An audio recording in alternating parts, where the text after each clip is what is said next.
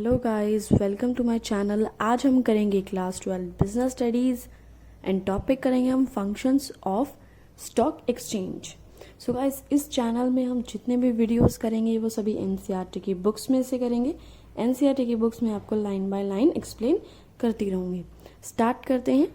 देखो, फंक्शन क्या है आपके स्टॉक एक्सचेंज के, क्या फंक्शंस परफॉर्म करता है।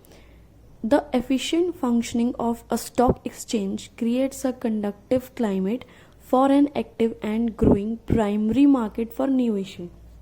अब ये लाइन क्या कह रही है कि अगर स्टॉक एक्सचेंज अच्छे से एफिशिएंटली फंक्शन परफॉर्म करता है, सारे फंक्शन अच्छे से परफॉर्म करता है, तो क्या होता है कि आपकी जो प्राइमरी मार्केट है, यानी वो मार्केट जहाँ पे न्यू इश्यूज होते हैं, यानी जहाँ पे न्यू सिक्योरिटीज इशू होती हैं, वो जो है अच्छे से ग्रो करती रहती है और एक्टिव रहती है।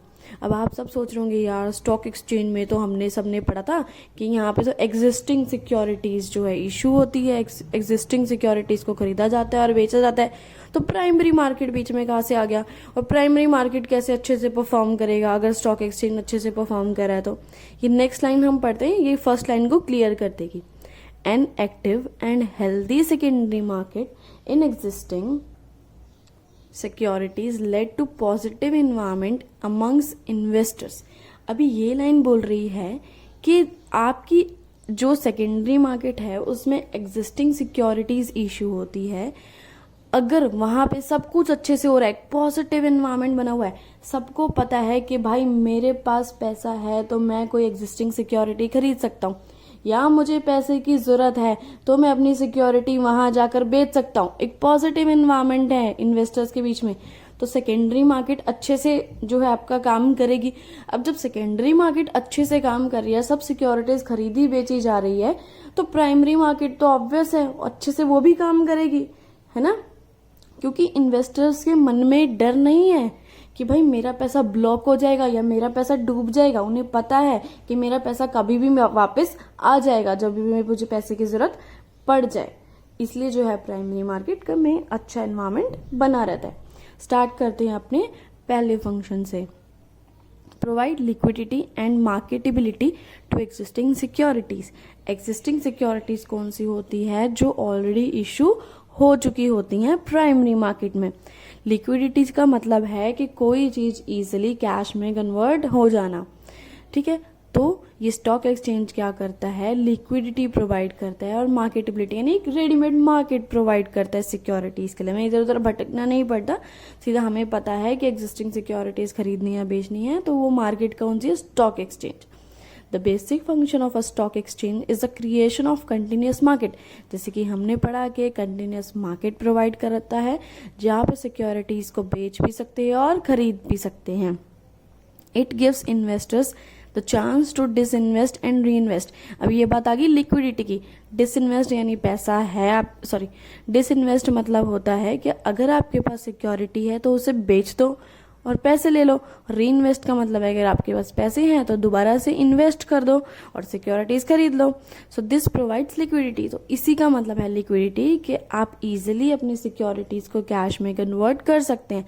एंड मार्केटेबिलिटी यानी मार्केट प्रोवाइड करता है एग्जिस्टिंग सिक्योरिटीज के लिए, उन सिक्योरिटीज के लिए जो ऑलरेडी इशू हो चुकी हैं। नेक्स्ट पॉइंट करते हैं। नेक्स्ट पॉइंट क्या कह रहा है? Pricing of securities. इसका क्या मतलब है? मतलब सिक्योरिटीज का प्राइस डिसाइड करने में हेल्प करता है आपका stock exchange. Share prices on a stock exchange are determined by the forces of demand and supply. ये को मैं पढ़ा था ना, demand and supply forces decide करती हैं कि किसी भी चीज का प्राइस क्या होगा। सो ऐसे ही स्टॉक एक्सचेंज में डिमांड एंड सप्लाई भी डिसाइड करती है कि शेयर्स का प्राइसेस क्या होगा। Stock exchange is a mechanism of constant valuation through which the price of securities are determined. Constant valuation एक ऐसा मेथड है, ऐसा मॉडल है जिसके थ्रू हम सिक्योरिटीज के प्राइस को डिसाइड करते हैं। इसको डीप नहीं जाना है कि इस मेथड में कैसे कैलकुलेशन होती है, क्योंकि आपके सिलेबस में ये बिल्कुल भी नहीं है, सिर्फ ये वर्ड को अपने ध्यान में रखना है। Such a valuation provides important instant information to both buyers and sellers. और यही जो है मेथड, यही इंपॉर्टेंट इन्फॉर्मेशन किसको देता है? बायर्स को भी और सेलर्स को भी, प्राइसेस ऑफ सिक्योरिटीज से रिलेटेड। सो अगर एग्जाम में आता है तो आपको बेसिकली इतना कुछ लिखने की जरूरत नहीं है, आपको सिर्फ यही लिखना है कि डिमांड एंड सप्लाई फोर्सेस से ही प्राइस डिसाइड होता है। डिमांड अगर ज्यादा है तो प्राइसेस हाई हो जाते हैं, डिमांड कम है तो प्राइसेस लो हो जाते हैं। नेक्स्ट पॉइंट पढ़ते हैं अपना। नेक्स्ट पॉइंट है आपका सेफ्टी ऑफ ट्रांजैक्शन, यानी सारी ट्रांजैक्शन सारी चीज़ें सेफ होती है इधर। The membership of a stock exchange is well regulated. Stock exchange की जितनी भी मेंबरशिप है, जितने भी मेंबर्स है, सबको अच्छे से रेगुलेट किया जाता है। And its dealings are well defined according to the existing legal framework.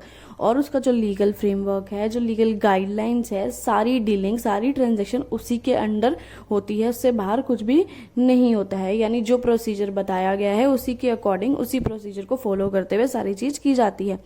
This ensures that the investing public gets a safe and fair deal in the market. और ये सब किस लिए किया जाता है, ताकि जो पब्लिक है, जो पैसा इन्वेस्ट कर रही है, उनको सेफ और फेयर डील मिले, उनका पैसा ना डूबे, उनके साथ कोई फ्रॉड ना हो।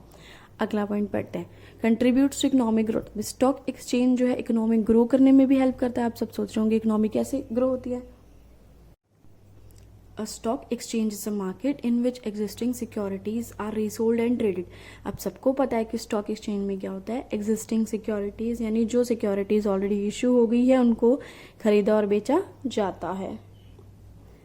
Through this process of disinvestment and reinvestment, saving get channelized into the most productive investment avenues। री इन्वेस्टमेंट का मतलब क्या है, दोबारा से पैसा इन्वेस्ट करना यानी सिक्योरिटीज खरीदना। और डिसइन्वेस्ट करने का मतलब क्या है, पैसा विड्रॉ कर लेना यानी जो आपकी सिक्योरिटीज है उनको बेच देना। सो इन दोनों प्रोसेस के थ्रू क्या होता है, हमारी सेविंग्स कहाँ जाती है, मोस्ट प्रोडक्टिव इन्वेस्टमेंट में जाती है। पैसा घर पे पड़ा हुआ है, बिल्कुल ना कोई अंडे दे रहा है, ना ही बढ़ेगा, ना उसका कोई यूज होगा। अपने पास जो पड़ा हुआ है हम इधर उधर खर्च देंगे, है ना। या फिर हम सेविंग्स भी करते हैं तो वो पैसे की वैल्यू दिन पर दिन कम ही होगी, बढ़ेगी तो है नहीं। लेकिन अगर हम यहाँ पे लगाते हैं स्टॉक एक्सचेंज में पैसा, तो क्या होता है, उसका मोस्ट प्रोडक्टिव यूज होता है। ठीक है, मोस्ट प्रोडक्टिव यूज कैसे होगा, देखो हम क्या करेंगे, उस पैसे को किसी भी स्टॉक मार्केट में लगाया, वो किसी बिजनेसमैन के पास ही जाएगा। बिजनेसमैन क्या करेगा, उससे मशीन्स वगैरह ही खरीदेगा, है ना, लैंड बिल्डिंग ये सब चीजें खरीदेगा। अब ये सब जब चीजें खरीदेगा तो ज्यादा प्रोडक्शन करेगा, और ज्यादा प्रोडक्शन करेगा जिसकी वजह से क्या होगा, कैपिटल फॉर्मेशन होगी। कैपिटल फॉर्मेशन का मतलब ये होता है ना, ज्यादा मशीन्स वगैरह, ज्यादा कैपिटल गुड्स खरीद रहे हैं। अब जब ज्यादा प्रोडक्शन ऑफ गुड्स करेगा तो ज्यादा उसे एम्प्लॉयज की जरूरत पड़ेगी, एम्प्लॉयमेंट अपॉर्चुनिटीज क्रिएट होगी, जिसकी वजह से इकोनॉमिक ग्रो करेगी। अगला पॉइंट पढ़ते हैं, स्प्रेडिंग ऑफ इक्विटी कल्ट। अब इधर इक्विटी कल्ट का क्या मतलब है, इक्विटी कल्ट का मतलब है बिहेवियर ऑफ इन्वेस्टर्स। अब इन्वेस्टर्स का कैसा बिहेवियर है, कभी कभी क्या होता है, आपके जो इन्वेस्टर्स होते हैं वो एकदम भेड़ चाल में चलते रहते हैं। जैसे कि कुछ इन्वेस्टर्स ने कुछ सिक्योरिटीज खरीदी तो बाकी सब भी उसके पीछे पीछे वही सिक्योरिटीज खरीदते रहते हैं। उसने एक को बताया, उसने दूसरे को बताया, उसने अपने फ्रेंड को बताया, है ना। हालांकि उससे इतना बेनिफिट नहीं मिल रहा है, इतना प्रॉफिट नहीं मिल रहा है, फिर भी बस बिकती रहती है वो सिक्योरिटीज। सो यही चीज रोकता है आपका stock exchange. The stock exchange can play a vital role in ensuring wider share ownership by regulating new issue। New issue को कैसे रेगुलेट करना है, ये सब स्टॉक एक्सचेंज देखता है। ट्रेडिंग प्रैक्टिसेस को और बेहतर बनाता है कि ट्रेड और बेहतर तरीके से कैसे किया जाए। And taking effective steps in educating the public about investment. और पब्लिक को एजुकेशन भी देता है इन्वेस्टमेंट के बारे में, उनको काफ़ी नॉलेज भी देता है, जिससे कि ये सब चीज़ें ना हो, उनके साथ फ्रॉड ना हो। नेक्स्ट पॉइंट करते हैं।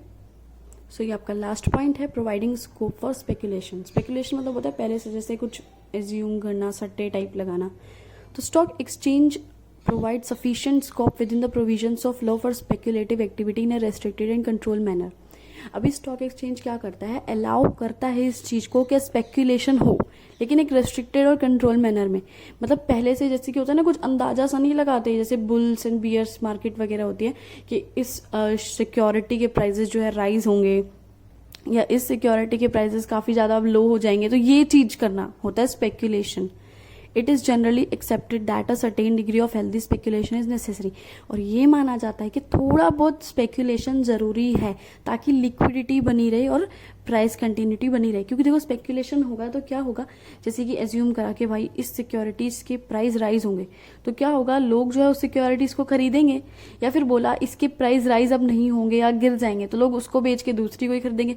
तो क्या होगा, लिक्विडिटी बनी रहेगी, कभी इस शेयर में पैसा, कभी इस शेयर में पैसा, मतलब पैसा उसी मार्केट में मतलब घूमता रहेगा। ऐसा नहीं है कि एक ही जगह ब्लॉक हो जाएगा, दूसरों को भी चांस मिलेगा। क्योंकि जब एक की बिकेगी सिक्योरिटी, है ना, और वो कोई बंदा दूसरी जगह पैसा इन्वेस्ट करेगा, तभी तो जो नए इन्वेस्टर्स होंगे उनको मौका मिलेगा, है ना। तो इसलिए स्पेकुलेशन जो है थोड़ा बहुत जरूरी है। Thanks for watching this video, please like share and subscribe.